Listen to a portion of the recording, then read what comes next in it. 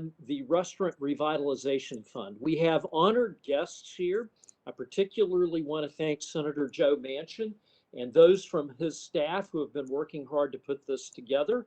I also, in particular, want to recognize someone who will be introduced further in just a moment, but that is Small Business Administrator Isabella Guzman. Thank you so much, Administrator, for joining us.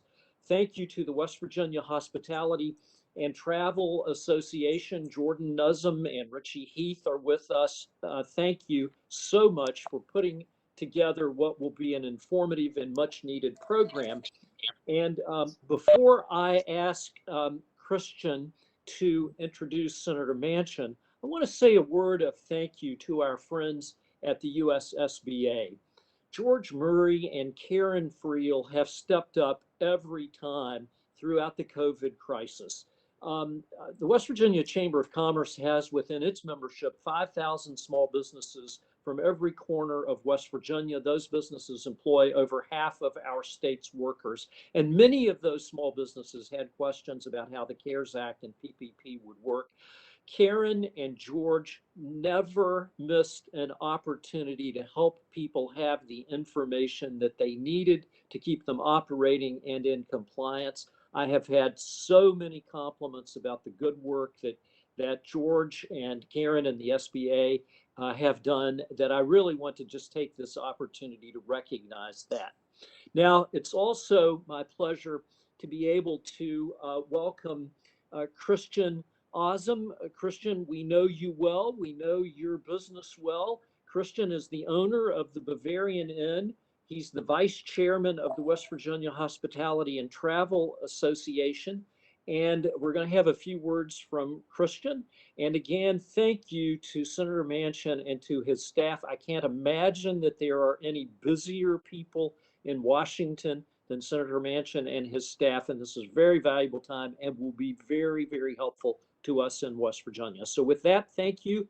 And Christian, we'd like you to give us some comments now. Thank you. Just having a little trouble here. I want to make sure that you can hear me. Can you all hear me? Yes, we hear. Great. Wonderful. Thank you very much. I'm honored to be here today and to introduce Senator Manchin. As you may know, I serve as Vice President of the West Virginia Hospitality and Tourism Association, and I'm also part of the owning family of the Bavarian Inn here in Shepherdstown. We've been in business since 1977. Here in the Panhandle, we employ about 115 different team members. Like many of you who are here on this phone call, or probably like all of you, about 14 months ago, we were faced with some really unprecedented times and tough decisions as COVID-19 started to spread. We at the Bavarian Inn, we closed our doors for the very first time in over 40 years. We turned off all the lights, locked the doors, and it was a scary time for our business. It was a scary time for our employees. We wanted to do the best we could for our business and wanted to do the best we could for our staff. Since the early days of the pandemic, Senator Manchin, he took our calls as both personal calls and calls as an association. He heard our concerns. He reassured us that the importance of hospitality, tourism, restaurants, small businesses in West Virginia, and he was there for us. He championed the American Rescue Plan. He led us through PPP-1 and PPP-2, and now today's Restaurant Revitalization Fund. And I quite honestly can say that all of these efforts have saved us and saved many businesses throughout the state. So it's my honor to introduce the senator and also to thank him for these efforts that have been amazing. So thank you, Senator, please. Well, first of all, Christian, thank you so much for that those kind words and kind introduction. And truly, the Bavarian Inn and all of your colleagues around the state are truly the window to West Virginia. You're the first, sometimes the first and only involvement people have with our state, and the impressions you leave is absolutely memorable. Steve, thank you for the chamber and all you do. And a special thank you to our new administrator of the Small Business Administration, Isabella Guzman. I want to thank her for joining me today. It's going to be exciting working with her. I know she understands who we are and what we can do, and we're anxious to get that going. I've got so many good friends on this call, and I look forward to joining with you all in person again really soon. This is something that we don't it's not who we are as Americans, but definitely not who we are as West Virginians. We're kind of touchy-feely. We like to shake hands, hug and kiss a little bit every now and then. That's our way of greeting you and saying, welcome to West Virginia. I have my staff on the call also, in addition to the SBA staff, and any questions that we can't answer today during the Q&A session, we're going to work to get you the answers. I'm here to help you and all West Virginians. If you need assistance, give my office a call at 304-342-5855. I grew up in the retail business, so I know the importance and the value of a customer, and we are basically customer friendly, and we're there to serve you the same as your industry does with all the wonderful people every day that you have working with you. Before I introduce Administrator Guzman and we get into the training portion of today's informational session, let me take a few minutes to update you on what's happening in Washington. There's a lot of hot topics. I can be talking about them all day long, and they're coming at us. Let me just say this. We've got to save our democracy. We've got to face reality, and we've got to tell the truth. And that's really what it's all about. Voting rights, we all should have a protected voting experience, if you will. Being a former governor and a former Secretary of State, I've always said, my main responsibility is make sure that there was accessibility to the polling place, there was fairness to the system, it wasn't weighted one way or the other, and it was secured. And we knew who was voting, and we wanted to make sure that they were able to cast their vote the most convenient way possible. That's something very important. Some of the bills you're hearing about are really large bills that go further than what our intentions are. We're working on trying to get the main crux of those bills to do what we want them to do. The John Lewis Voting Rights Act is a good piece of legislation that should be basically indoctrinated in all 50 states and territories. The other things we're dealing with is quite contentious, but basically I'll talk about the large infrastructure bill. I truly believe that we're going to have an opportunity to separate those bills and basically look at traditional infrastructure as we know it, which is the things that we know: bridges, roads, water, sewer, internet services, most critical for us to survive in the 21st century. For rural America, and definitely rural West Virginia, to be able to compete on a global basis and be able to have an economy that attracts and keeps people in West Virginia is the most pressing issue that we have, and we're going to overcome that.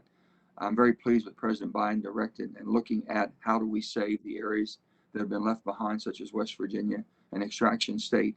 And as the transition is happening, it's going to be basically making sure that we have other opportunities in West Virginia, all over our state, so the growth is there that we can enjoy and our families and children can enjoy for future generations. We're working very hard on that. And we're going to try to put some common sense to this. You've heard a lot have been made out of me being one of the senators, and it's a shame just it comes down to one senator.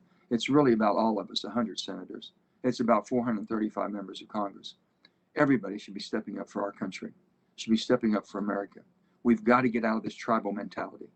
Whether you're a registered Democrat or registered Republican or an independent or whatever, my golly, that's not about you, and it's not about about me.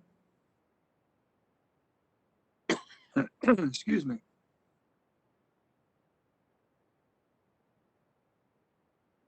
It's definitely not about our party affiliation. It's about our country. And we are Americans. We're all in this together, and we're going to get through this together and come out stronger if we start working as one purpose to basically save democracy, protect democracy, and save the republic. That's what it's all about. So I can assure you, we're not going to blow this place up. We're not going to go tribalism, and we're not going to basically denigrating anybody who doesn't agree. The art of compromise is the art of conversation, the art of agreeing to disagree, but finding common ground. And that's what we're doing. The American Rescue Plan. There isn't an individual in West Virginia that hasn't had to make difficult changes during the pandemic. We have spent the last year mourning over 550,000 Americans and over 2,700 West Virginians who've lost their lives to this horrific virus. But we're finally seeing the light at the end of the tunnel, from both a society and economically. Individual aid is something we've been working on. We've got $1,400 stimulus checks to most West Virginians, income that could have been used at your business in an effort to stimulate local economies. Trust me, people have more savings today than they've had. All the banks are telling you that. They're doing great. They're ready to get going. The pent-up demand is unbelievable, and our economy is going to take off like a rocket.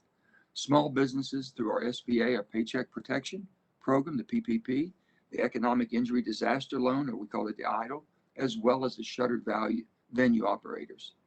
And the new Restaurant Revitalization Grant programs were established to help our small businesses. There wasn't a Democrat or Republican that I did not hear that wanted to support restaurants and all of our tourist industry, because that's truly the window to all of our states and to our country. Just this year, West Virginia small businesses have received nearly $780 million from just the PPP program, and more than $2 billion over the last year. Restaurant Revitalization Fund, which President rolled out yesterday. I think it officially started taking applications on Monday. It's authorized by the American Rescue Plan again. This $28 billion program provides struggling restaurants, food trucks, caterers, lounges, brew pubs, bakeries, and other hospitality and food and beverage related small businesses a lifeline of financial assistance. I've not heard from a single restaurant owner that wasn't significantly impacted by the COVID pandemic, and that aren't still struggling in some capacity. That was the hardest hit industry. You all were the hardest hit of any industry or any type of business operation in America. You were mandated to close. You were mandated to shut down for pandemic reasons and for healthcare reasons. And for that, we had to step to the plate, and we finally did it. As the White House announced yesterday, restaurant and bars employ 12% of all workers. And they're telling me 1 out of 3 workers started in a restaurant somewhere. So 12% of all workers in the U.S. before the coronavirus pandemic hit. We need to help these vital businesses with the difficult burden the pandemic has placed on us. Only about 1/4 of restaurant owners expect to return to normal operations in the next 6 months. And this aims to address that without direct assistance. The SBA district office staff will provide you with a very thorough review of this program and the process to apply in just a few minutes. Counties and municipalities will receive more than $677 million in funds. The state of West Virginia is going to get an additional $1.25 billion. Can you believe that? I can only dream about when I was governor. I had the federal government sending me $2.5 billion in 1 year. Unbelievable. And now, for the first time in the history of our country, we're sending direct checks to counties and municipalities, and they can use it for their COVID expenses. And also, if that doesn't take up the money that they're allotted, they're able to use it for water and sewer projects, and also for broadband and internet services. Unbelievable. For the first time, you're going to have flexibility to decide on what you need and how you're going to use the money. Historic investments in our communities for the first time in history. I've never seen anything like this before, and I'm anxious to see the projects that are going to get completed or even going to get done that they've been dreaming about forever. I fought for the funding to go directly to the cities and counties because locals, you know how the needs, and you know what the needs are of your communities better than any bureaucrats in Washington or Charleston. Money can be used for infrastructure, as I said before, water, sewer, and broadband, and to address COVID response recovery. So we're able to help even from our volunteer fire departments all the way to direct response. Our unemployment and workforce challenges. I've heard from so many small business owners on the unintended consequences of extending the additional dollars for unemployment. I was totally opposed for the long because we've never left a worker unemployed because of no fault of their own without some help. But we need to stop and slow this down to the point where people will go back to work. And that's what needs to be done. If you remember the hiccup for about 10 hours we were working on the American Rescue Plan, I had problems because I thought basically by extending, and they wanted to raise it to $400, I'm just saying that we need people back to work. Every economist told us the economy is going to take off. We need them. And now's the time to do that. So I've spoken to the White House. We're seeing how we can best address that. I know you're having a hard time finding individuals that are ready to come back, especially in the hospitality sector. Minimum wage, my goodness, we talked about minimum wage. There's a group in my caucus that want $15 an hour. $15 an hour is just wonderful in New York and California and Chicago and the largest metropolitan areas. There's nothing stopping them, and most of them have already gone to $15 minimum wage. But if I believe, as the President Biden has said, anybody that goes to work 40 hours a week, 2,000 hours a year, which is full time, should be above the poverty guidelines. That's why I support $11 an hour. That puts them above the poverty guidelines. And it does not prevent anybody from going higher than that. And also what it does, basically, it starts indexing. Once we get to $11, it'll index it with inflation so we don't fall behind. Also, tip wages. We know how vitally important it is for the salvation of your industry, and we're talking about that.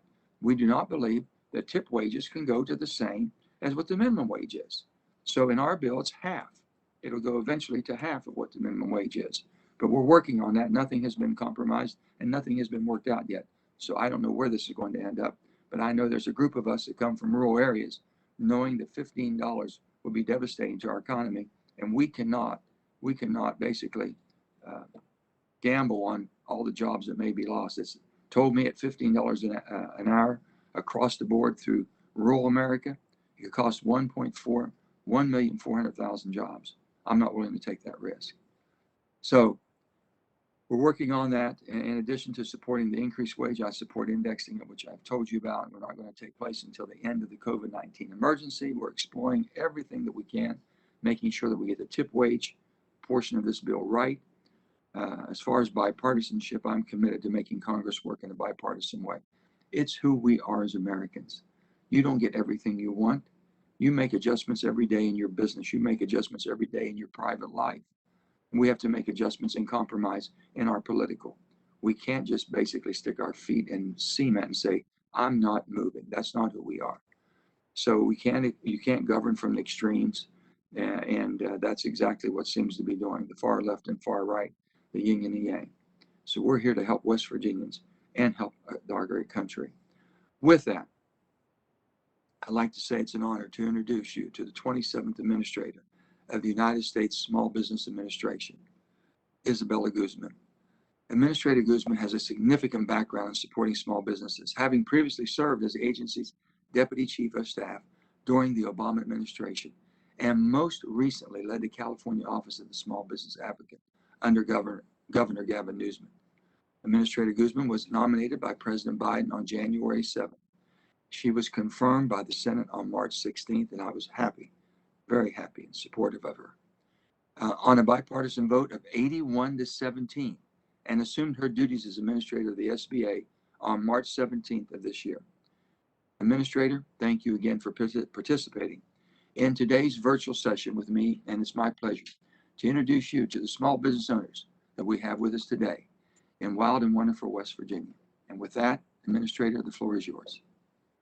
Thank you so much, Senator Manchin, for your inspired remarks and also that warm introduction, and for your support, as well as the support that you clearly give to your West Virginia entrepreneurs. I do look forward to partnering with you.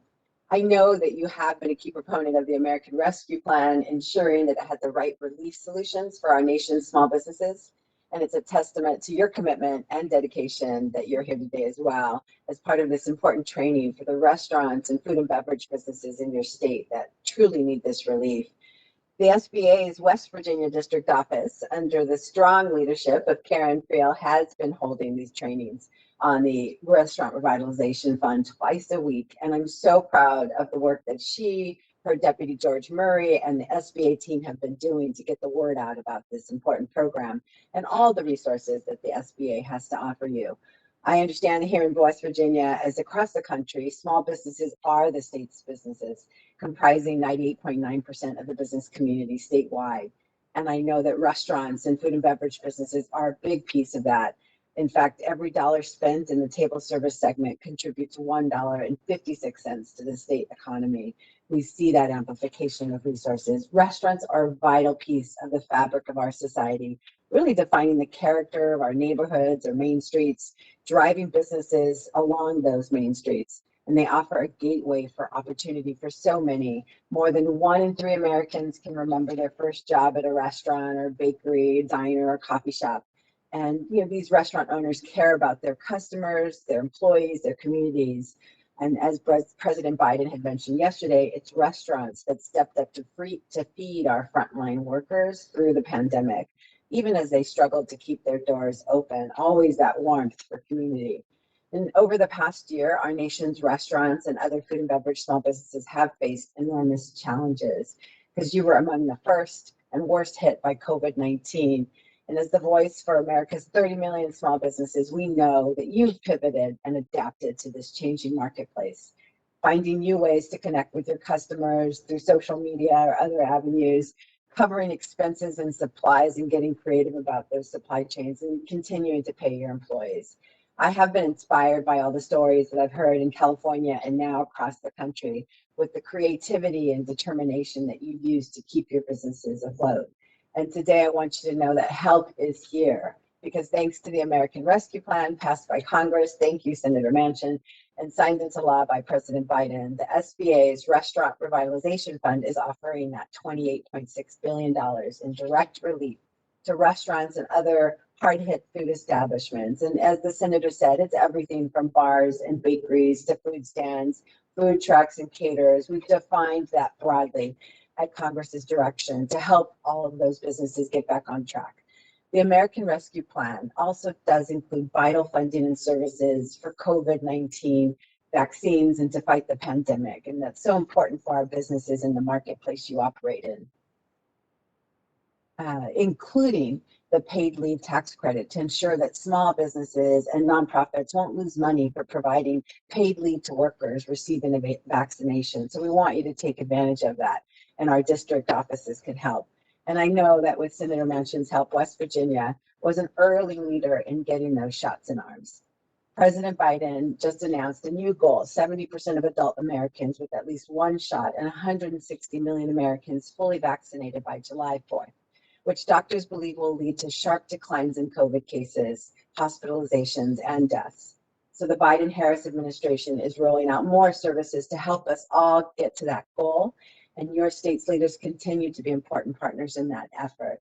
Getting those shots in arms is so important for the marketplace and for businesses like yours to fully reopen safely.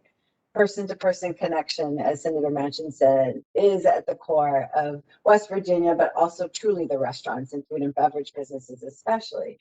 And I know that he understands that and has been instrumental truly in increasing West Virginia's vaccine allocation. And the SBA will continue to do whatever we can to make sure that West Virginia reaches that 70% goal by helping you understand how to take those tax credits as well. But until we get there and until you can reopen fully and safely, the Restaurant Revitalization Fund is a great opportunity to help you stay open and reopen. The funds can be used broadly to cover payroll, rent, utilities, supplies, business debt. We know that this past year plus has been difficult. We also wanted to give you extra flexibility to use those funds to the fullest extent through March 2023. Our nation's smallest and underserved businesses have also suffered the most from the pandemic and often have been unable to access relief at the same rates. Congress understood that and mandated a 21-day priority period for restaurants, food and beverage businesses owned by women or veterans and socially or economically disadvantaged people. But Congress also allocated $5 billion of the total in set aside specifically targeted to smaller businesses. And the SBA added another $4.5 billion. So a total of $9.5 billion is set aside for businesses with revenues that are 1.5 million and under. We're focused on getting you this relief. Our focus on reaching our smallest and underserved businesses is in line with President Biden's emphasis on equity, a vision that I'm committed to at the SBA, as we need all of our great businesses across the nation and in West Virginia to succeed if our economy is going to recover and stay strong. We know it's not just about how we design the program, but also how we implement it, which is why today's event is so important to the SBA. If we want to reach the restaurants that need us the most, we've got to prioritize accessibility, which is why we've made the Restaurant Revitalization Fund, or RRF, as we're calling it, online and in the application portal at sba.gov, which is simple and as easy to use as possible, with customer service reps available to you to answer any questions. And because businesses have adopted technology at high rates during the pandemic, we've integrated those technology partners to increase your entry point options. So we know that a lot of you are already on these point of sale vendor applications like Clover or Aloha or Square and Toast. And those vendors have committed to help you apply either directly or through a portal on their site. So we'll hope you take advantage of those opportunities. We've tried to eliminate the bureaucratic requirements that don't make sense for this industry, making the process as streamlined and efficient as possible, as Congress asked. All told, it should take you about 25 minutes. I've heard of some doing it in less than 15 to fill out your application. So today we'll get through the nuts and bolts to help you get ready to fill out that application. We've seen great demand in this. The program has been successful. In the first 2 days, huge interest. We've heard from applicants that the process has been smooth and simple. So we hope you all apply today. As of yesterday, more than 186,000 restaurants, bars, and other businesses have applied, including over 500 here in West Virginia. We've also been helping restaurants and other small businesses get relief through our Paycheck Protection Program, the EIDL loans, as well as the targeted EIDL advances. And combined, the relief through PPP and EIDL has gone over the $1 trillion mark in relief during this pandemic. But we're still scaling up. We're here to help our nation's small businesses do what they do best, drive our economy, create jobs, and sustain our communities as well. And we're focused right now on getting shuttered venues, targeted EIDL advance, and the Restaurant Revitalization Fund out the door. But we're also looking to the future to make sure we don't just build back to where we were before, but we build back better. And so with President Biden's $2 trillion American Jobs Plan, it's an important part that includes so many opportunities to help the West Virginia small business economy grow into a hub of innovation in the clean energy, technology, healthcare sectors, and beyond. We know that infrastructure matters to small businesses, and investments in our economy's future matters as well. It's actually what I focused on in California, bringing innovation off our coasts into the far north and Central Valley and inlands of California. The American Jobs Plan will give your small businesses and innovative startups the tools and opportunities they need to grow and thrive by increasing funding through credit and venture capital, increasing revenue and contracting opportunities through key investments in infrastructure, broadband, supply chains, manufacturing, and increasing R&D to help businesses grow, including funding for incubators and innovation hubs that will support entrepreneurship across the board in our communities that need it the most. This plan rewards work, not wealth. And as you know, small business owners are the workhorses of our economy. It is a bold investment in America's future. And I take my role as the voice of America's small businesses to make sure you have an important part of that. I know the impact small businesses have on our communities and on our economy. And I want you all to feel like the giants that you really are in our economy. You drive jobs, you drive our revenues. So thanks again to Senator Manchin and your staff, the SBA West Virginia District Office, Karen, George, and team. And thank you all for joining us to hear about these opportunities, but as well for the work that you do in your communities and for your employees. I'm going to turn it back over so that we can dive into the nuts and bolts and to make sure that you can all apply. Isabel, let me just say this on behalf of all of us in West Virginia. We appreciate so much. We can feel your enthusiasm and your eagerness to help us all. And this is the greatest group of people you're ever going to meet.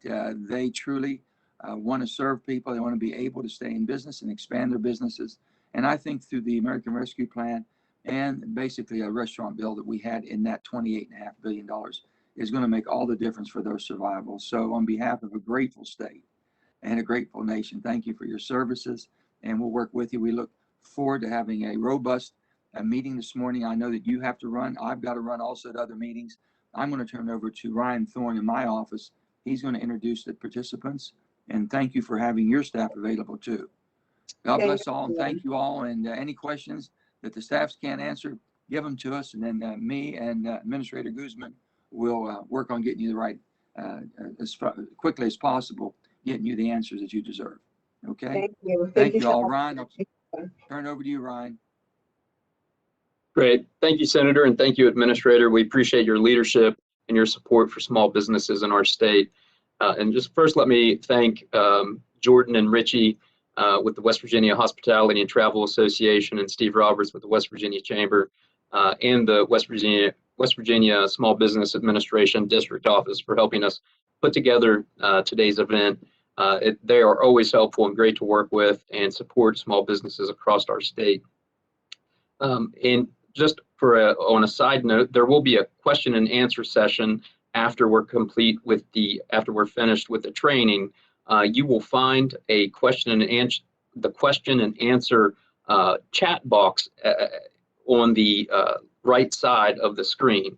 So as we're going through this presentation today and you have any questions, please don't hesitate to put them in there, and then we'll get those questions answered for you here after we finish up with the formal presentation portion.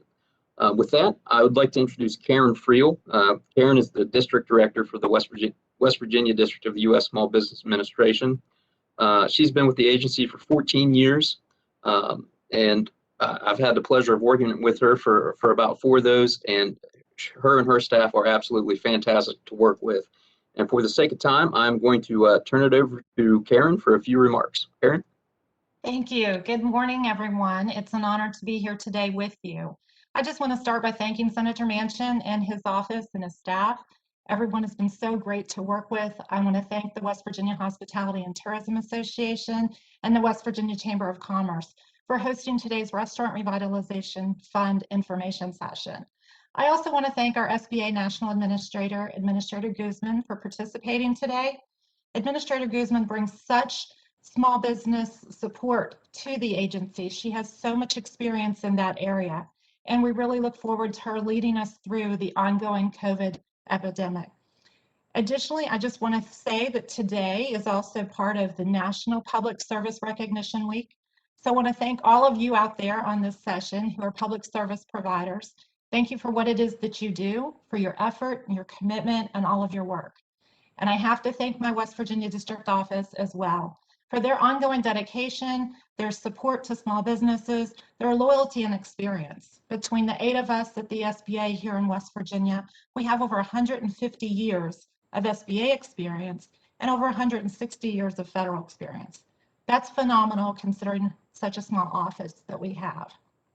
So now, if you would like, grab a pen or pencil, just in case you want to jot something down, because we really hope this information is very helpful. I'd like to start by just sharing that the SBA West Virginia District Office continues to conduct ongoing free virtual training sessions per day. We do this multiple sessions per week and with multiple specialists.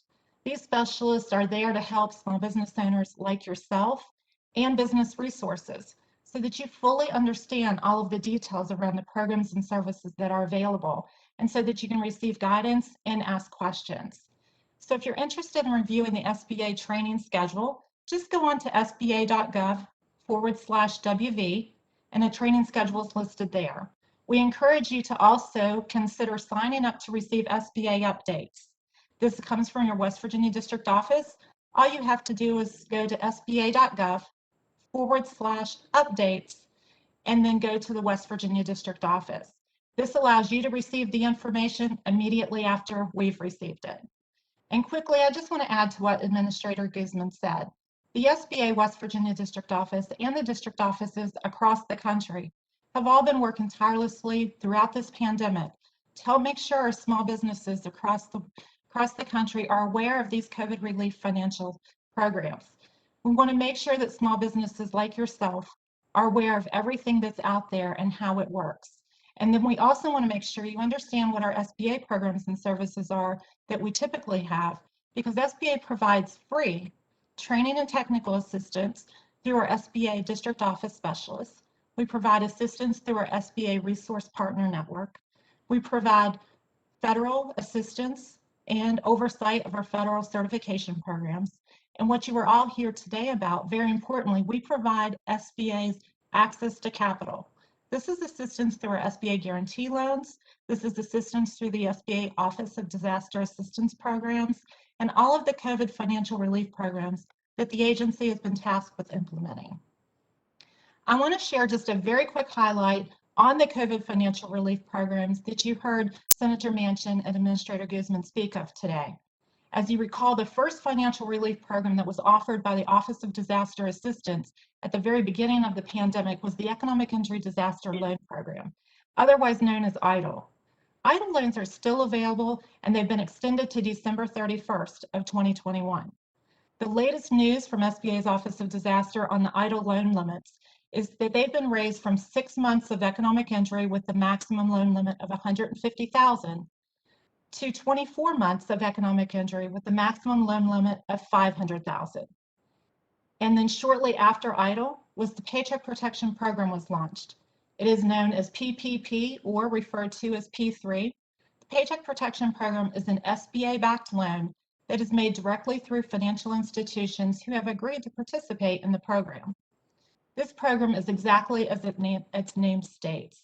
It is designed to help businesses to keep their workforce employed during this pandemic. And after more than a year of operation and serving more than 8 million small businesses, funding for the P3 has been exhausted through the large, vast lenders. But SBA has continued to fund on outstanding approved P3 applications, and all new qualifying applications can be funded through the community financial institutions. These are financial lenders who serve underserved communities. This is in effect until the set-aside funds for these CFIs run out or until May 31st of 2021. Borrowers who have obtained a first draw or a second draw P3 loan is eligible to receive up to 100% forgiveness if the loan is utilized as the program lays out in the guidelines. You can find details about the P3 loan forgiveness process on our SBA West Virginia District Office training sessions, or you can even go online at SBA under the COVID-19 relief options and additional resources. And there is the new Shuttered Venue Operators Grant that you heard both of them speak of earlier. We call it SVOG. The SVOG program is for qualified operators of live venues, live performing arts organizations, museums, movie theaters, and for live venue promoters, theatrical producers, and talent representatives. This program is a little different than others, is that it is truly a grant program, meaning that you additionally need to register at sam.gov if you want to apply for an SVOG grant. But if you're interested in learning more about the SVOG program, the best place to start is just visit sba.gov/SVOG-RANT. And then you can also contact the SBA Resource Partner Network. They would be glad to assist you. Now, I've mentioned our SBA Resource Partners a few times, and I would be remiss if I didn't share the information of exactly who they are and how you can get in touch with them. So SBA's Resource Partner Network is funded in part by SBA to be able to provide one-on-one free counseling assistance to small business owners like yourself. And these resource partners consist of the Small Business Development Centers, otherwise known as SBDC, SCORE, the Women's Business Center, and in West Virginia, we have a Women's Business Center that's our new addition to the group. And then if you happen to be a veteran or a spouse of a veteran, you can even receive services from the Veterans Business Outreach Center, referred to as the VBOC. So the best way for you to connect with an SBA resource partner is just simply go online. Go to sba.gov, click on local assistance, and just enter your zip code. That will show you the closest resource partners nearest you.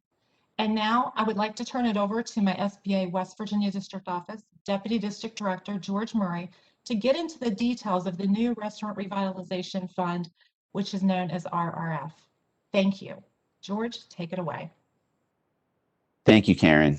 We're glad to be here today to be able to share this information for you. And let me bring up the presentation.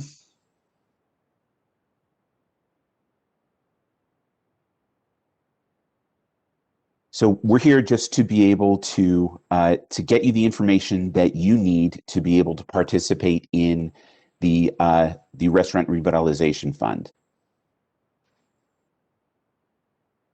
So what is this program all about? This program became public law through the American Rescue Plan Act, and it has been mentioned there's $28.6 billion that are available, authorizing the SBA to award these funds to eligible businesses. Unlike some of the other programs, there is no specific end date to this program. Once the appropriations have been expended, that's when the program will end. Entities that get the funds, they must use them no later than March 11th, 2023. So you have some time to be able to use the funds and have some flexibility with all of that. So who is eligible? There is a long list you can see on your screen of the types of businesses that are eligible for this fund. A couple of key points with all of this.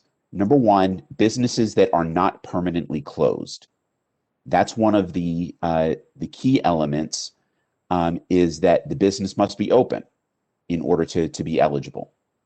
And then it's businesses where the public or patrons assemble for the primary purpose of being served food or drink. So there's, again, a broad list. The senator mentioned some, the administrator mentioned some, so we're talking restaurants. It can be food stands, it can be caterers, it can be bars, it can be snack stands, coffee shops. But there are other types of businesses as well that can be included in this program. Bakeries, brew pubs, breweries and microbreweries, wineries and distilleries, inns are types of businesses that may not be classified as a restaurant per se, because they may be manufacturing a type of food or a type of drink. But if they have at least 33% of their on-site sales, their gross receipts that are dedicated to on-site sales, then they can also qualify for this fund. And we'll get into some of the details of this as we go through the presentation. So how much is the fund, is an entity eligible for? The SBA can provide funding for up to $5 million per location, but cannot exceed $10 million total for the applicant and any affiliated businesses. And we're going to talk about affiliation here in just a few minutes. It's a little different for this program than some of the other SBA programs. And then the minimum award for this program is $1,000. This program is designed to be able to help with the operating expenses, keep businesses operating through this COVID crisis. It was determined that anything under $1,000 really wouldn't be a significant impact to the operation of a business. So the minimum award amount is $1,000.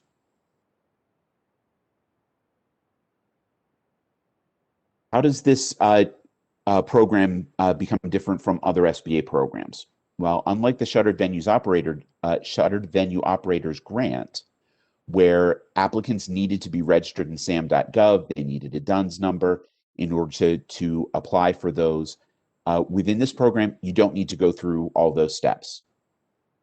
So long as you have some form of tax ID number. For most firms, it's going to be an EIN or Social Security number. Individual taxpayer identification numbers are acceptable so long as they have not expired. The ITINs are monitored by the IRS. So long as taxes are filed on a regular basis, they can be renewed. If the taxes haven't been filed within 3 years, they expire. So long as the ITIN is valid and hasn't expired, the ITIN can also be used. But that's generally how things are going to be tracked for this program, is through those tax ID numbers. So you don't need to jump through all the hoops of the sam.gov registration and all of that. Who's ineligible for the program? Well, there are different types of entities that are ineligible. If the entity is operated by a state or local government, it's not eligible for the program. As of March 13th, 2020, if the entity owns or operates together with affiliated businesses more than 20 locations, then it's not eligible. And it doesn't matter if the other locations do business under the same name. It could be a different name, it could be in a completely different industry. It's not eligible. And this is where affiliation begins to come into play. When we talk about affiliation within this program, we're talking about another entity that is at least partially owned and controlled by the the owner of the applicant for this program. So, I tend to visualize things a little bit. So if I own a restaurant and I've got 10 locations for that restaurant, but I also own an oil change business, and I've got 12 locations for my oil change business, completely different industries. But because I'm 100% owner of both businesses, I would not qualify for the RRF because I've got a total of 22 locations. So that's what we're talking about with affiliation. And we're looking at any owner of 20% or greater of the applicant firm and their affiliated businesses. So other ineligible entities, if you have a pending application for the Shuttered Venue Operators Grant, you're not eligible for RRF. This is the one program that is where the two are mutually exclusive. All of the other COVID programs, you can receive the benefits of those programs and still be eligible for RRF. Shuttered Venue is the one that you cannot. If the applicant is a publicly traded company, you're not eligible. If the business has been permanently closed, you're not eligible. Nonprofits are not eligible. And as I said before, if the funding amount is less than $1,000, you wouldn't be eligible for the funds. Types of organizations. The list that's on your screen really represents the majority of the organizations that are out there. C corporations, S corporations, benefit corporations are eligible, but for the purposes of the application, you would select either a C corp or an S corp, depending on how you're taxed. Partnerships, LLCs, sole proprietors, or self-employed, and you can look at your tax form to determine exactly which it is for that. Independent contractors, tribal businesses, LLCs taxed as S corporations or sole proprietors. All are eligible to be able to submit an application. And really the difference for the SBA's part of this in knowing the type of organization is because it could impact the type of documentation that you're going to provide to us as part of the application process. And we're going to get into the types of documents that are required later on in the presentation. Franchises. We get a lot of questions about franchises and are franchises eligible or not eligible. Franchises are eligible if the franchise is listed on SBA's franchise directory. The franchise directory can be looked up through the application portal. If the franchise is listed there, there's no problem. If the franchise is not listed there, it doesn't mean that you're not eligible. It just means that from the SBA's perspective, we need to be able to review some of the documentation. And this gets into ownership and control, which are some of the main criteria for being a small business. And we just need to review the documentation to determine how much control you really have over that franchise location or locations. So we're going to need to look at the franchise disclosure document, any other documents that you may have signed as part of that agreement with the franchisor. And if everything looks good, then you can be eligible for the funding.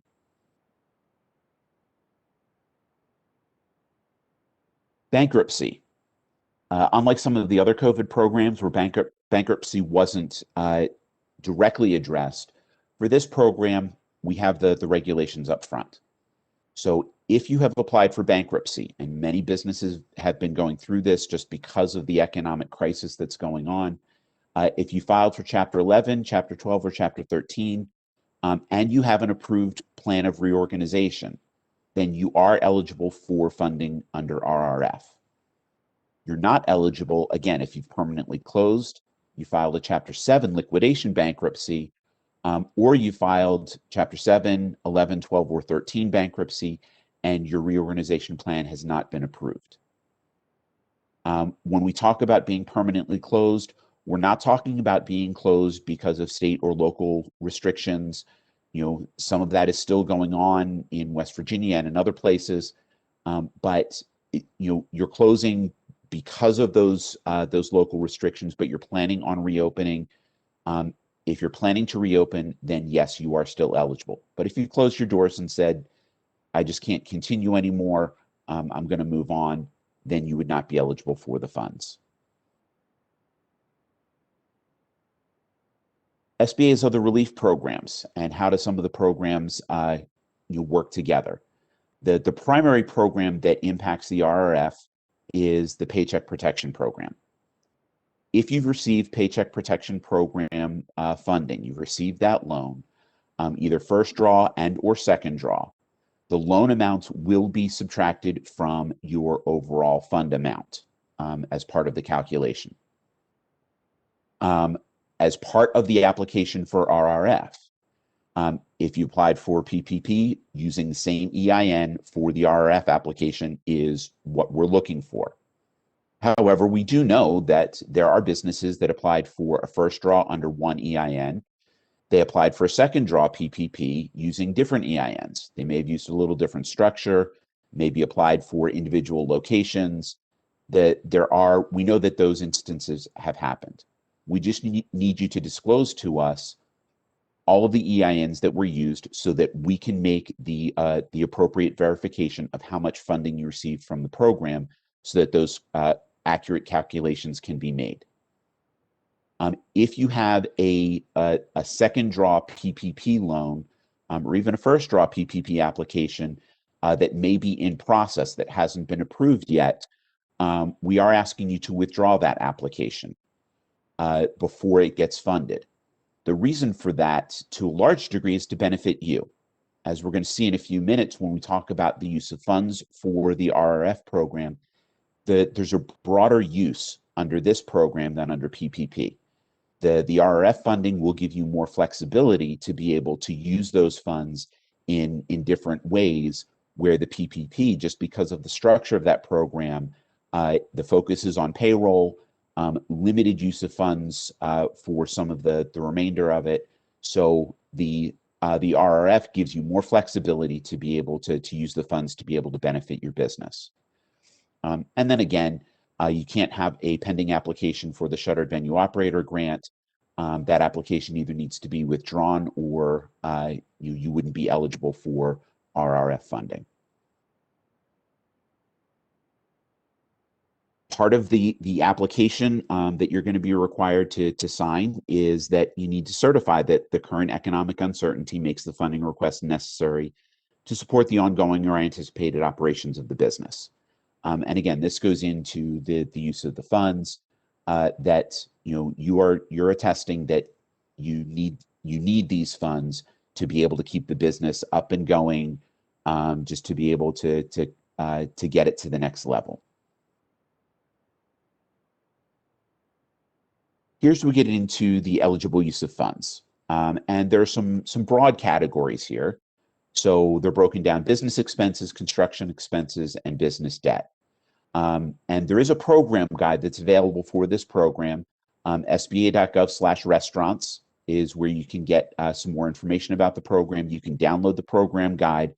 And page 10 on that guide has a little more detail on all of these expenses so that you can see. But really, it is a broad use.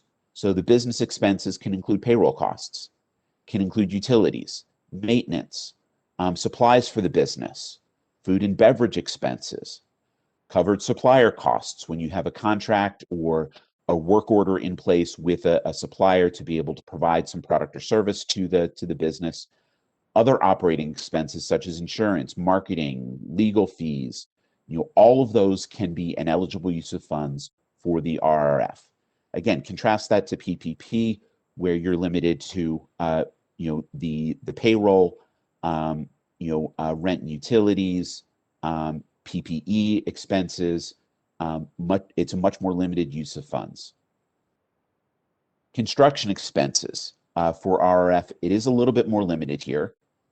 Construction expenses are only for the construction of outdoor seating. Other expansion costs are not eligible. And that includes if you've installed a drive-through window to be able to facilitate some safety protocols. Those are not eligible for RRF, but construction of outdoor seating is an eligible expense that you can use the funds. And then business debt, Any mortgage application, both principal and interest, again, contrasted to PPP, where only the interest is allowable. And then other business debts, both principal and interest. The only caveat to that is you can't use the funds to prepay the principal and interest, but you can use to make the standard payments. The covered period. How long do you have to use the funds?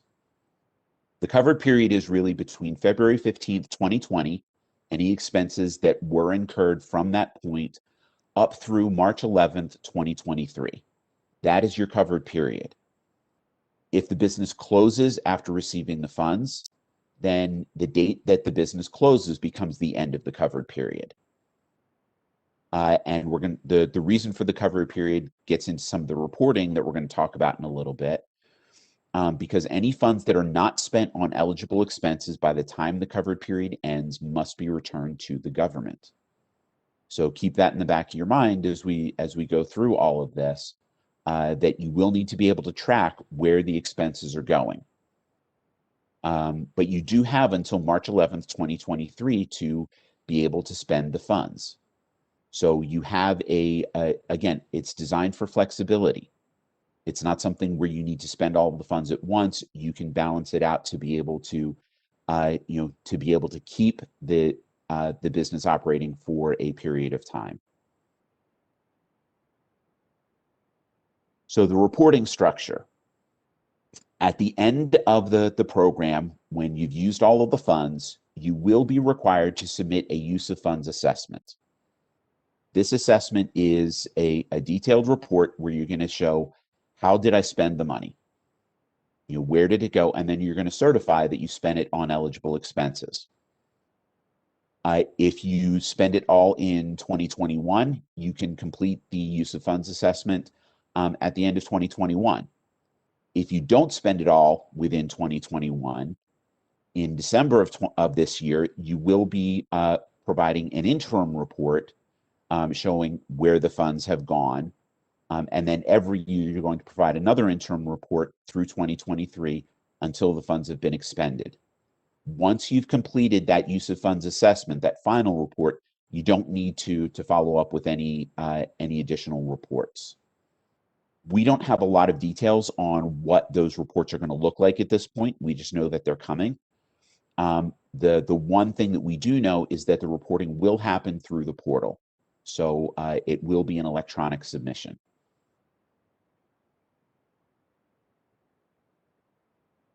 So how much can I get? That's the big question that everyone wants to know. And there's a few ways that we're looking at it depending on how long the business has been around. So calculation 1 is for businesses that have been around the longest. If you started operations prior to January 1st, 2019, you're going to use calculation 1. And when we talk about being in operation, we're talking about that you were open, you had sales, customers coming in, paying you.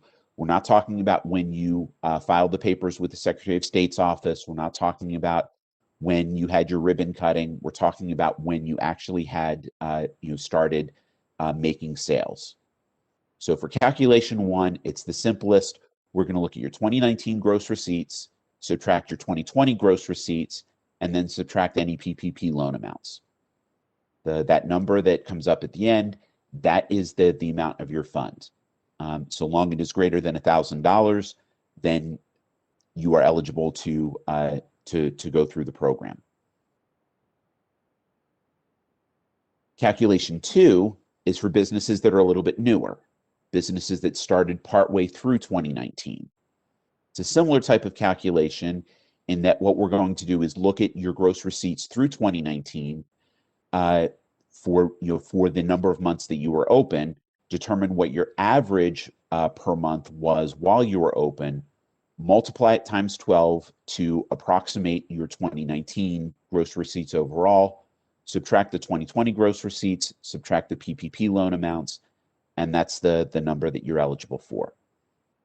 If you open partly in 2021, you can use calculation 3 that we're going to talk about here in just a second. But calculation 3 could require longer processing times. There's more documentation that we're going to need to take a look at. And so it could increase the processing time. So calculation 3 is really designed for those newer businesses, those that opened after January 1st, 2020, and conceivably could be for businesses that haven't even yet opened, but have incurred eligible expenses as of March 11th of this year. For those businesses, what we're going to do is look at the total amount of the eligible expenses that you've incurred. We'll subtract your gross receipts for 2020 and 2021, and then subtract the P3 loan amounts. So again, if you began in 2019, you can use this method, but because validating the eligible expenses may take a little bit longer, it could take a little bit longer to process the application.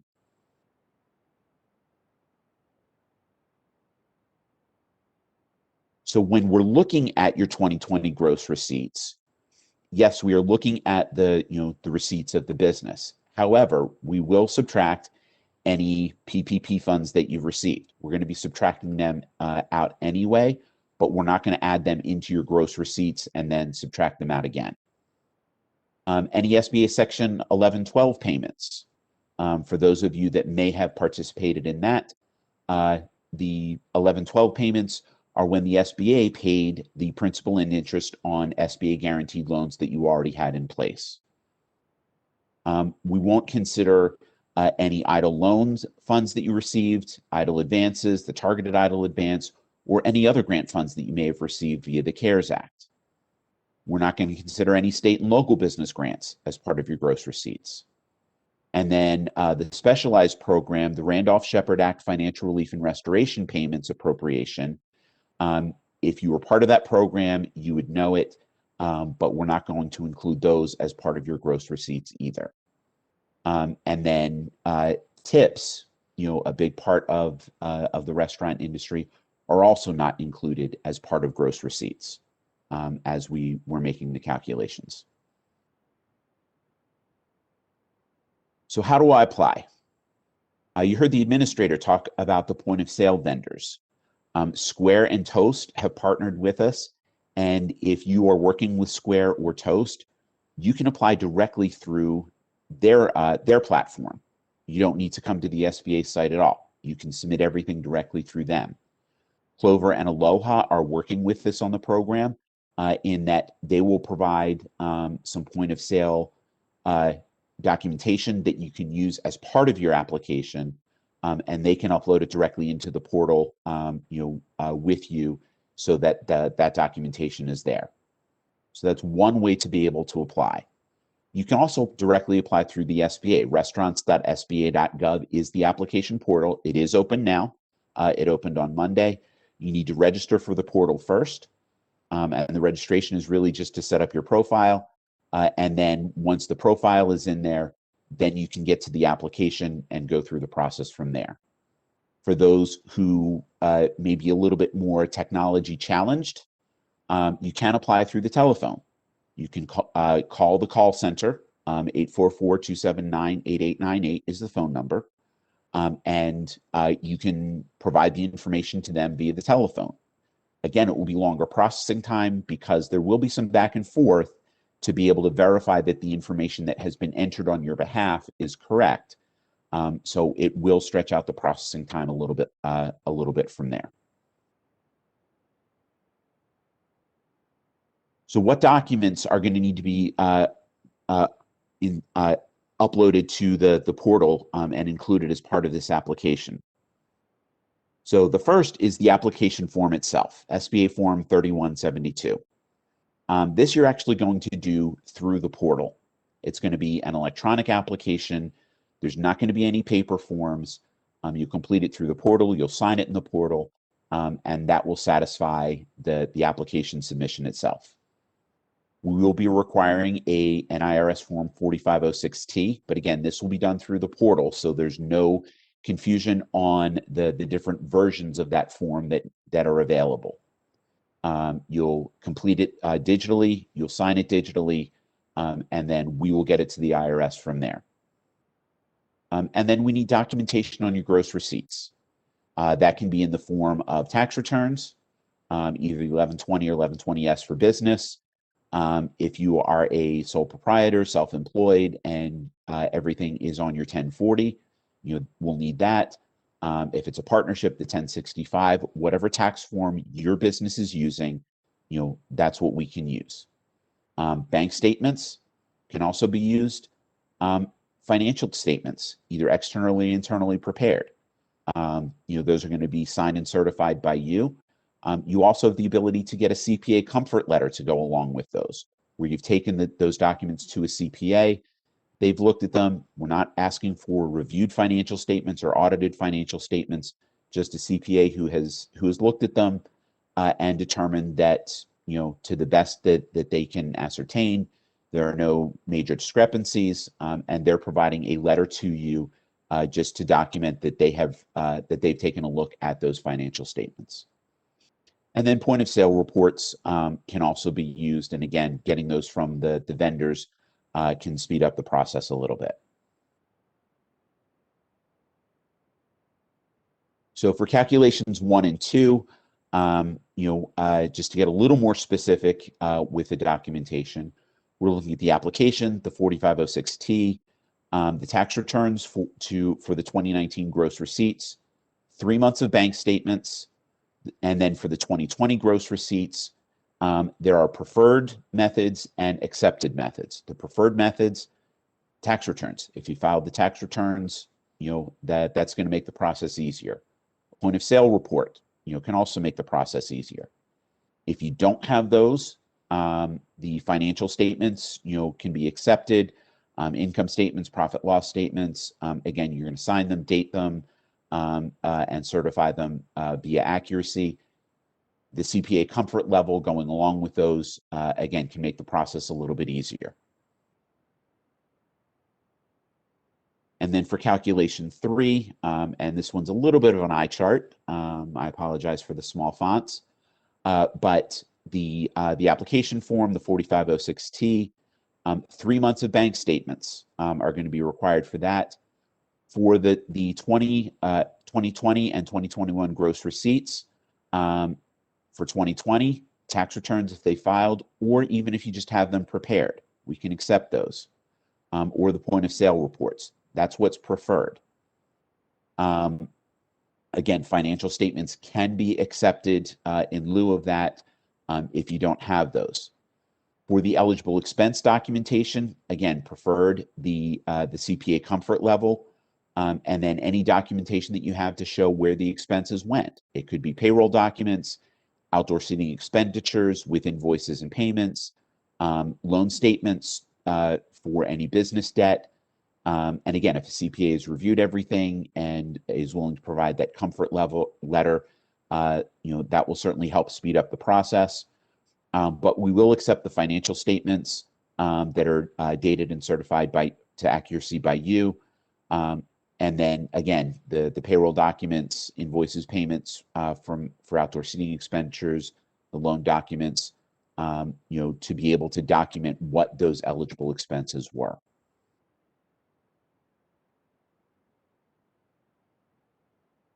So for the businesses such as brew pub, tasting room, bakery, et cetera, that need to be able to document at least 33% of their gross receipts, in 2019.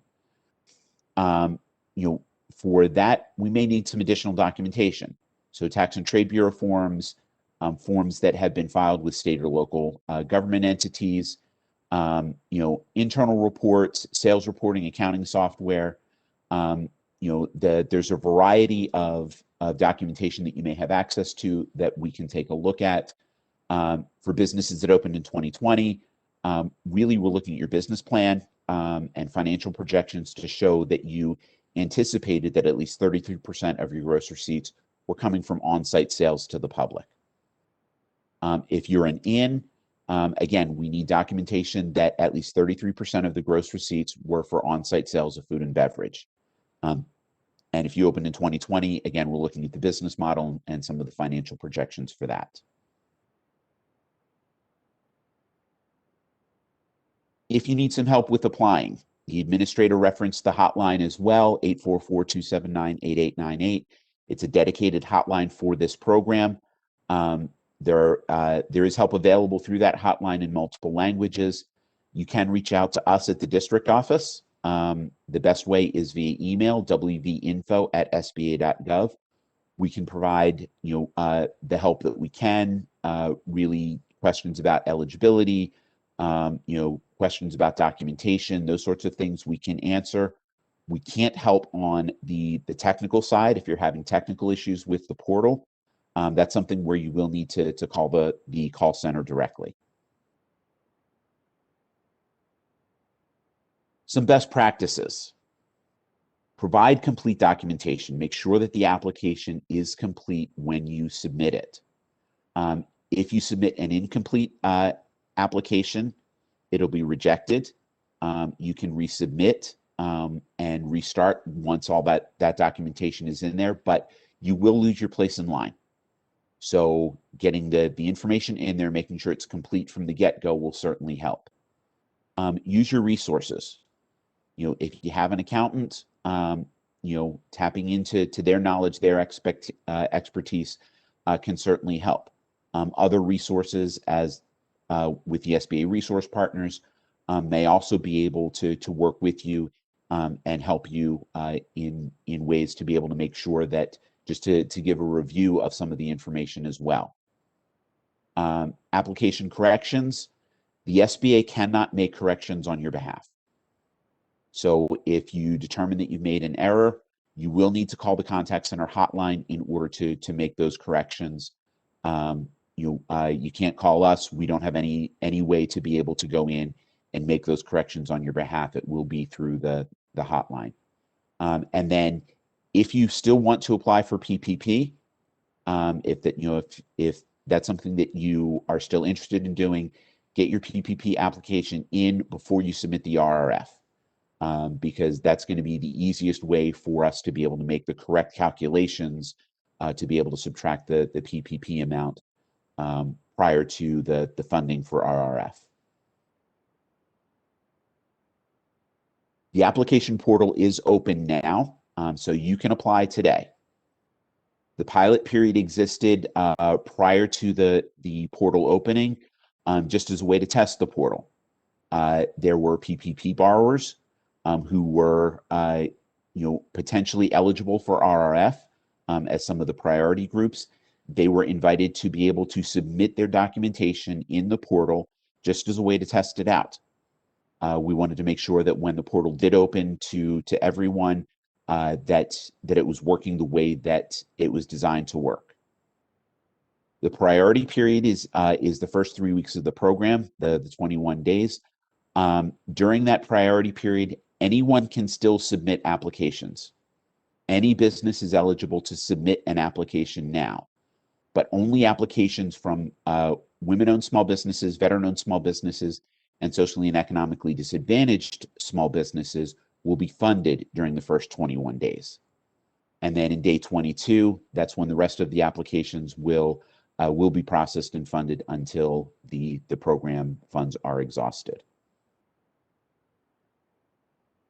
So to define the priority groups, it's a small business that is at least 51% owned and unconditionally controlled by individuals who are women, veteran, or socially and economically disadvantaged. I'm going to get into the social and economically disadvantaged definitions here in just a minute. But you're going to self-certify on the application that you meet the eligibility criteria for one or more of these groups.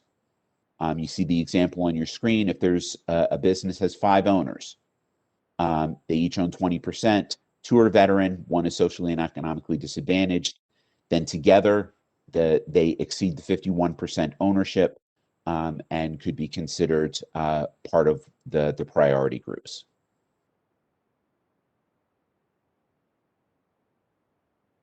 Socially disadvantaged individuals are those who have been subjected to racial or ethnic prejudice or cultural bias because of their identity as a member of a group without regard to their individual qualities. I used to be able to say this by heart, but not so much anymore. But what we're really talking about with socially disadvantaged is an individual who has been discriminated against on the basis of a stereotype. That's really what social disadvantage is talking about. So you see the ethnic groups that are presumed to be socially disadvantaged: Black Americans, Hispanic Americans, Native Americans, Asian Pacific Americans, and some continent Asian Americans are presumed to be socially disadvantaged. But the definition is broader than that, because anyone who has faced discrimination because of a stereotype, because they've identified as a member of a group, could be considered socially disadvantaged. And then for economically disadvantaged, we're talking about socially disadvantaged individuals who have been challenged in getting access to capital because of that discrimination. The discrimination has bled over into the business and economic and really even personal economic standing for that individual.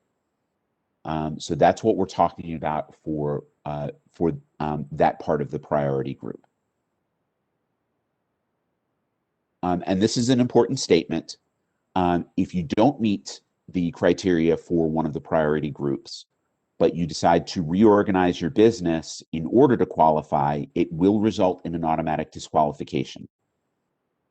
So if I owned a business with my wife, we're 50-50 partners, we want to apply for this, and in order to be considered a woman-owned small business, we decide that I'm going to make her 51% owner, and make that shift, then we would be disqualified for consideration for this program.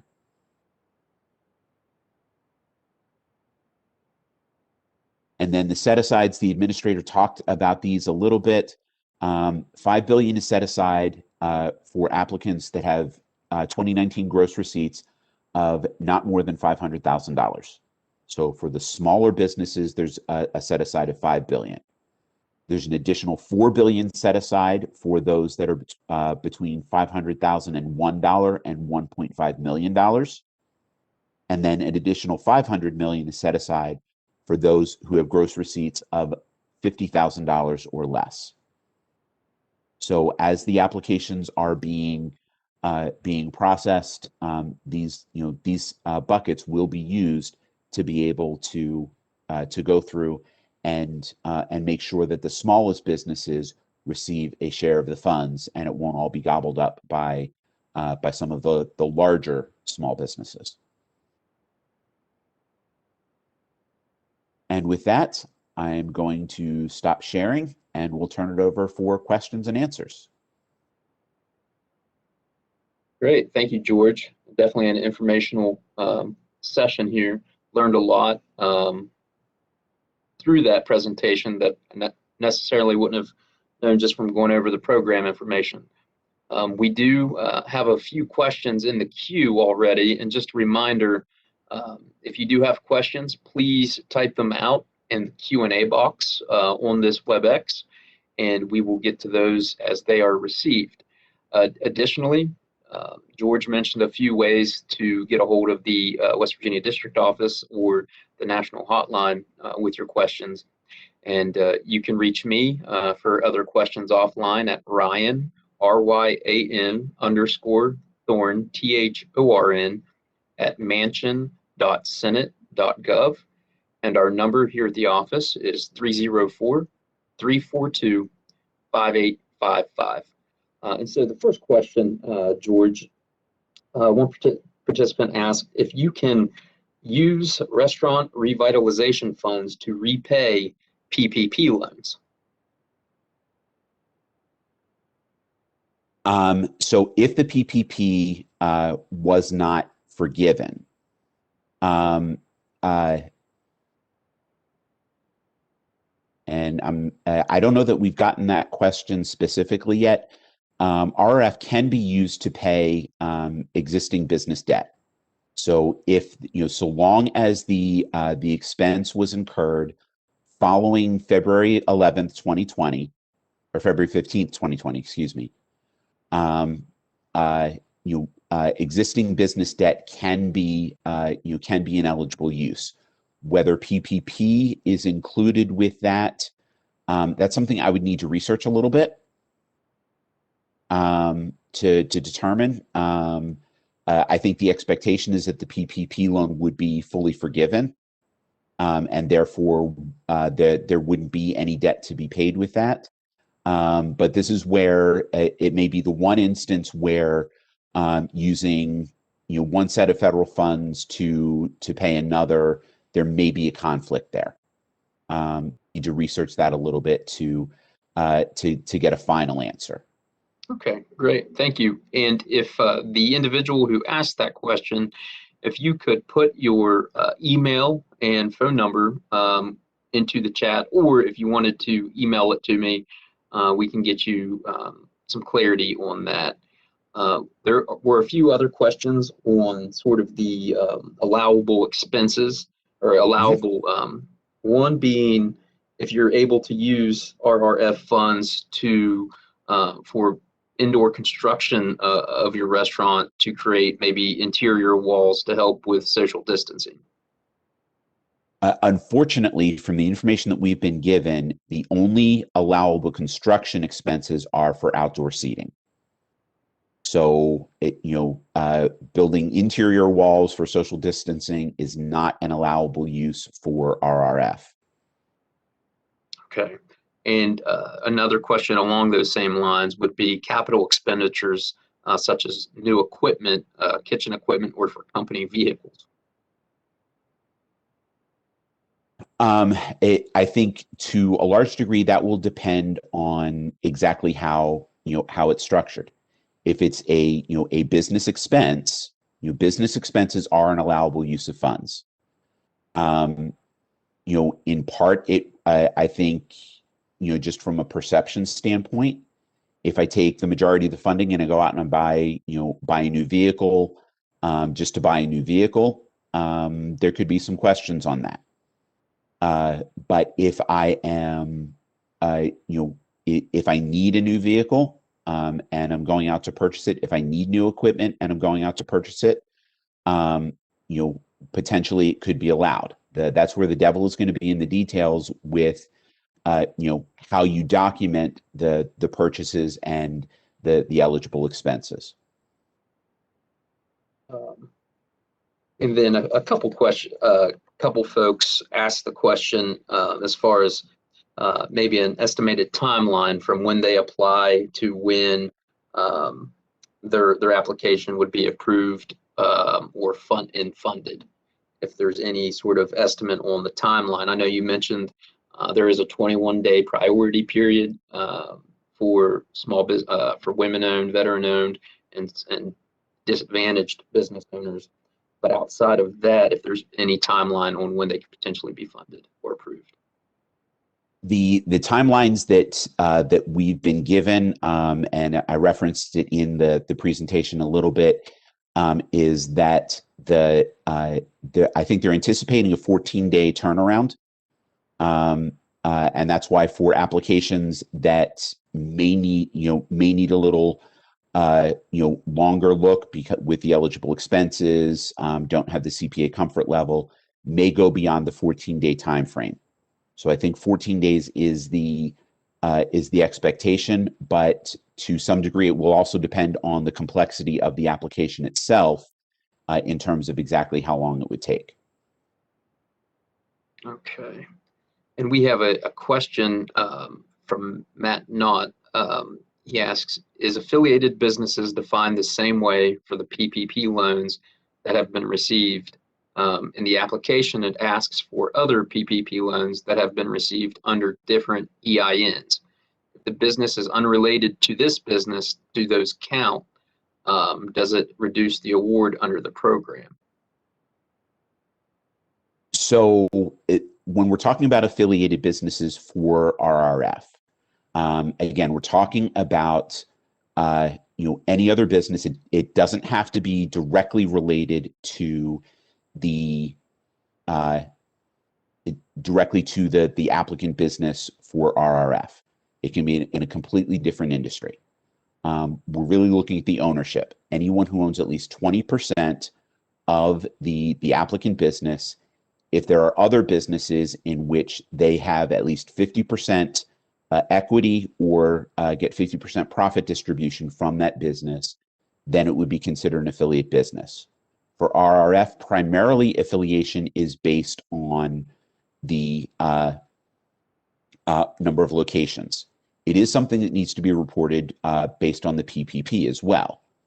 Because if those affiliate businesses did apply for PPP, yes, it will be subtracted from the total amount of the grant. Part of the reason for the affiliation is that with affiliation, funds can flow from business to business a little bit more easily. So if there was a business, even in a completely different industry, that that was getting funds, that has some funds, could then transfer them to the RRF applicant to be able to help offset any losses that may have occurred. Okay. And another question we have, George, is and this is not in relation to RRF, but targeted advance. If it's been determined if a 4506T is not complete due to the IRS backlog in processing tax returns, would this disqualify a business? I don't know that it would disqualify the business. For the RRF program, again, there are a variety of documents that can be used. When we get the tax returns from the applicant, the reason for the 4506T is to get that tax transcript to compare what the IRS has for that tax return to to what we've received from the applicant, to make sure that everything is that all the numbers match up, to make sure that we have a valid tax return that we've received to review. But because the bank statements, the financial statements can also be used to document the gross receipts, not getting the 4506T wouldn't summarily disqualify. Certainly, the tax returns is the preferred method, but it's not the only method to be able to document the gross receipts for 2019, 2020. Okay, great. Thanks, George. And are there any updates on when EIDL loan increase requests will begin to be funded? How will that process look, and what are the requirements to qualify?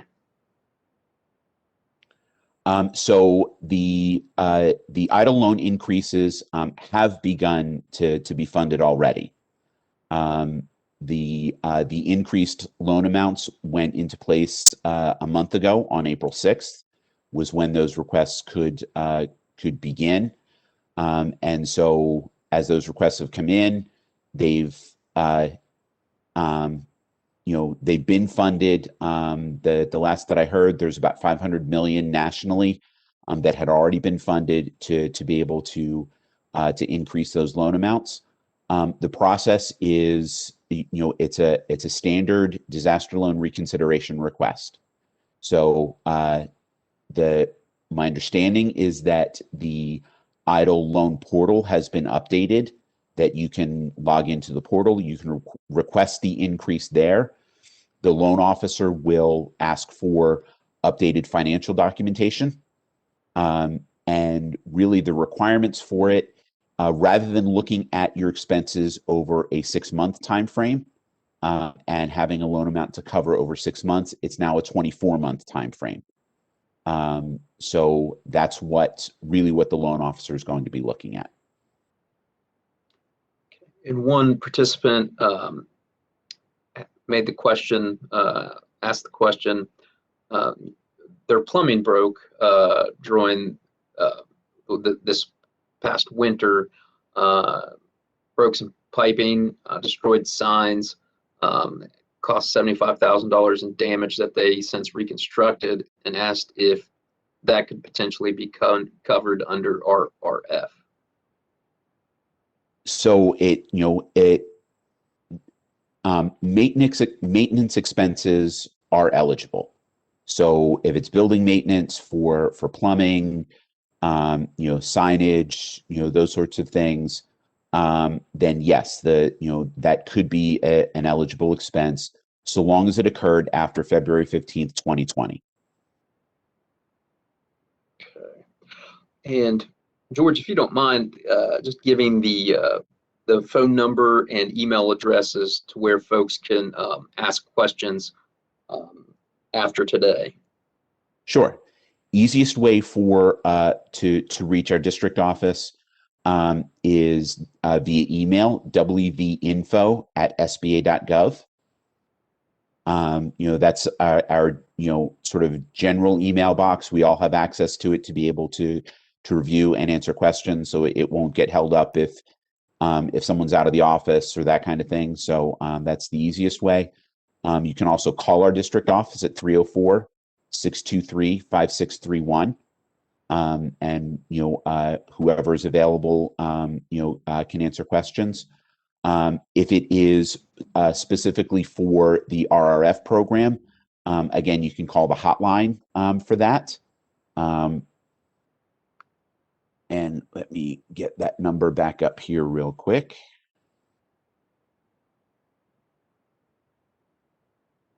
So that number is 844-279-8898. Great. And we had another question asking if there will be any additional outreach to local businesses. So I figured if there is an email, George, that folks could shoot an email to, or to be included on sort of the weekly newsletter updates, and then also any other events that are planned if you wanted to highlight them. So to get updates, if you go to sba.gov/updates, you can enter an email address. You'll be added to our email address, our email list. And anytime there are updates to any of the programs, we send out the information. We also send out our training schedule.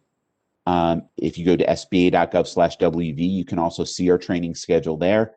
And that's where we conduct multiple trainings per week on this program, PPP and PPP forgiveness, EIDL, other COVID programs as they may come along. Our district is very active in trying to train small businesses in all of the programs that we have to offer. Great. Well, thanks, George. Those are the only questions we had in the queue. I think we might have received one more. Hold on just a second. We did not. It was just a thank you for answering that question, George. And so with that, if any of our co-hosting organizations, Steve at the Chamber or Jordan or Richie at the Hospitality and Travel Association, if you all had anything to add or any closing thoughts to add?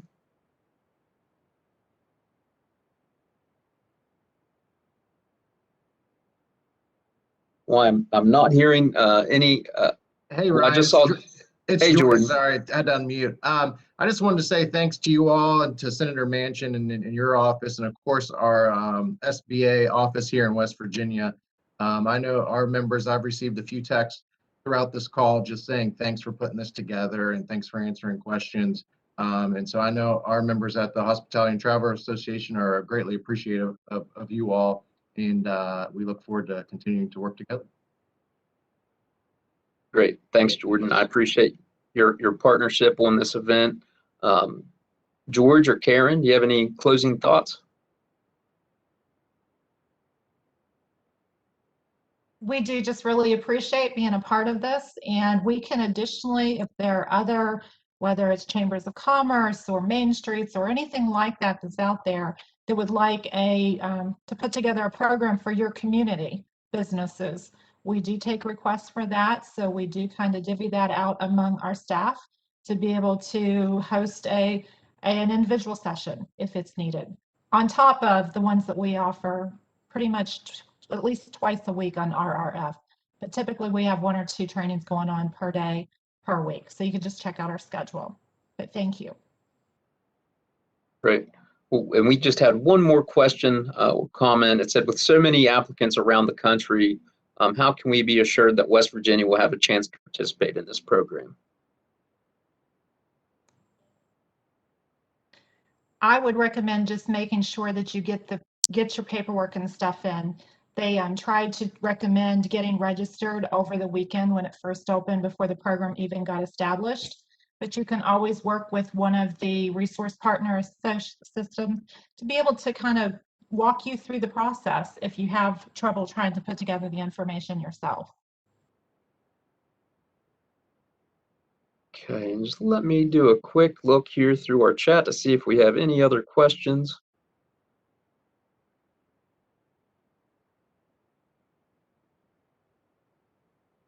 I am not seeing any. So with that, Karen, George, Jordan, Steve, and all of our small business participants, I appreciate the time you took this morning to learn more about the Restaurant Revitalization Fund. And thank you to Senator and Administrator Guzman for their participation. Please don't hesitate to reach out to our West Virginia District SBA office or to our office. Again, Senator Manchin's office here in Charleston. Our number is 304-342-5855. But thank you all so much, and we look forward to working with you in the future. Thank you. Have a good day, everybody. Thanks all.